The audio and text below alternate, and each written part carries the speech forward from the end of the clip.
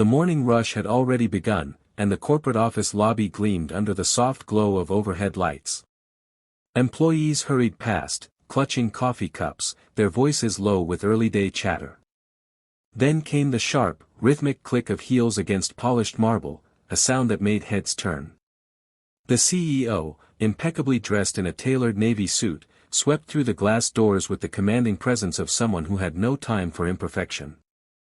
Halfway across the lobby, she stopped abruptly. Her sharp eyes fell on Mr. Harris, the elderly janitor, bent slightly as he guided a damp mop across the floor. The faint scent of cleaning solution lingered in the air. It was unusual to see him working at this hour, the floors were always spotless before anyone arrived. Her brows knitted in irritation. To her, it was a breach of professionalism, a disruption to the pristine image she demanded. She didn't notice the slight tremor in his hands or the tired sag of his shoulders. Only the break in routine. Without so much as a greeting, her voice cut through the lobby, "We can't afford mistakes like this. Meet me in my office." A few employees glanced over, sensing the tension, but quickly looked away. Mr. Harris straightened, his face unreadable, and gave a small nod. The CEO resumed her stride toward the elevators, heels echoing in the now silent space.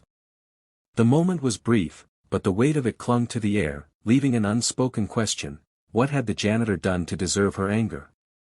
The office door shut with a muted click, sealing the two of them inside. The CEO sat behind her sleek glass desk, a stack of neatly arranged papers at her side, her pen poised like a judge's gavel. Mr. Harris stood near the doorway, cap in hand, his work shirt faintly smelling of disinfectant. She didn't waste time with pleasantries. Her tone was clipped, her words precise. She listed the issues one by one. Unfinished corners in the lobby, streaks on the glass doors, delays in the morning routine. Each point landed like a blow, delivered without pause for explanation. Her eyes flicked down to the termination form in front of her. Mr. Harris listened quietly, his grip tightening on the brim of his cap. When she finally paused for breath, he began to speak, his voice low and steady. He explained how the previous night had run long. A community shelter nearby had flooded, and after finishing his shift here, he had gone there to help clean up. He'd returned to the office in the early morning hours to finish his duties, but fatigue had slowed him down. Before he could finish, she raised a hand, silencing him. "That's not our problem," she said firmly. Her pen tapped against the paper, the unspoken verdict hanging in the air. For a moment, the room felt smaller, the walls pressing in with the weight of authority. Mr. Harris swallowed hard, saying nothing more. The CEO's hand hovered over the dotted line, ready to end his time there with a single stroke of ink.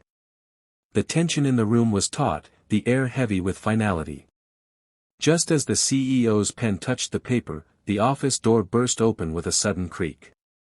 A small figure darted in, her 8-year-old daughter, Lily, cheeks flushed from the brisk morning air, her backpack still slung over one shoulder. "Mr. Harris," she exclaimed, hurrying past her mother's desk. In her hands was a small paper bag decorated with colorful stickers. She held it out with both hands, her eyes bright. "I brought you cookies. You know, for fixing my Teddy's wheelchair last week." The CEO blinked, caught off guard. What?" she asked, her voice softening despite herself. Mr. Harris's weathered face broke into a shy smile. "It was late one evening," he explained gently. "Lily was in the lobby with her father, and her toy's little wheels had come loose. She was heartbroken, so I stayed after my shift and fixed it up." Lily nodded eagerly, as if to confirm the story. "And you made it even better than before." "Mommy, he's the nicest person ever." The CEO's pen froze midair. She glanced at her daughter's glowing expression, then at the humble man standing before her, holding the paper bag as if it were the most precious thing in the world. The sharp edge in her demeanor began to dull, replaced by something she couldn't quite name, something warm, unfamiliar, and deeply unsettling in the best way. For a long moment, the CEO didn't speak. The only sound was the faint hum of the air conditioner and Lily's small, expectant breaths. The termination papers still lay before her, but now they felt heavier than steel. She looked at Mr. Harris, not at his uniform, not at the mop she'd always associated with him, but at the quiet patience in his eyes, the same eyes that had seen her daughter's tears and chosen to care. Her mind flicked back to that night.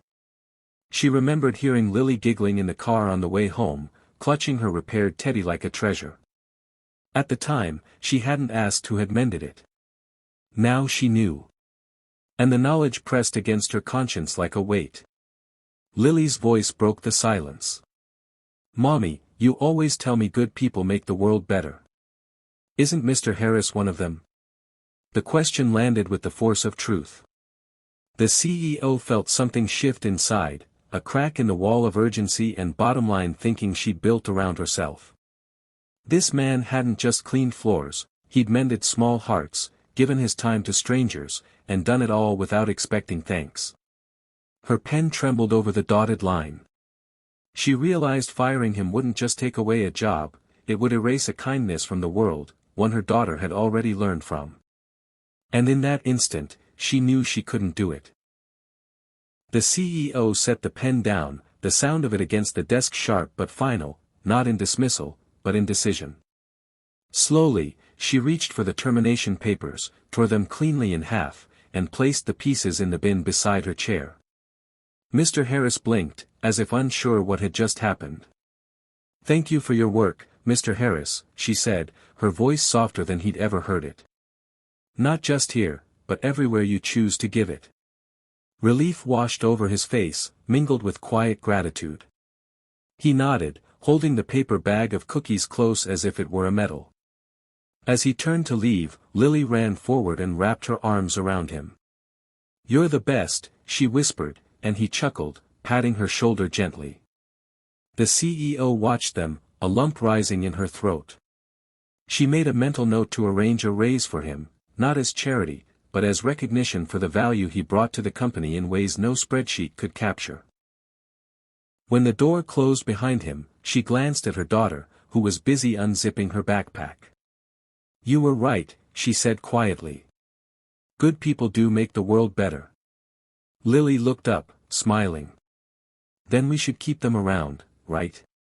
The CEO smiled back, a warmth settling in her chest.